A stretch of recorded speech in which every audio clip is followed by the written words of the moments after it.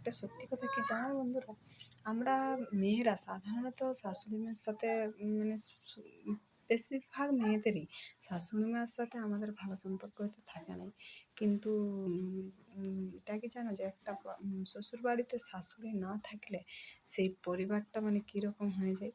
কেননা আমাদের মেয়ের মানে মেয়ের বাবা মা দেখবে সম্বন্ধ ঠিক করার সময় সবার আগে জিজ্ঞেস করে যে ছেলেটার মা বাবা আছে কি নেই, বা কীরকম আছে, দৌড়াশক্ত আছে কি নেই, বৃদ্ধ অবস্থায় আছে কি, একটু মানে সেরকম আছে, কাজ করতে পারে কি নেই। কারণ মা বাবা জানে যে শ্বশুরবাড়িতে তার শাশুড়ি মা যখন মানে থাকবে তখনই তার মেয়েটা 2 দিন এসে বাপের বাড়িতে থাকতে পারবে। তার শাশুড়ি মা না থাকলে সেই পরিবারে যদি মানে মহিলা না থাকে তাহলে তার মেয়েটা এসে থাকতে পারবে না বাপের বাড়িতে। এই জন্যে তো যাই হোক, আমরা সবাই হয়তো শাশুড়ি মাকে নানান রকমভাবে দেখি।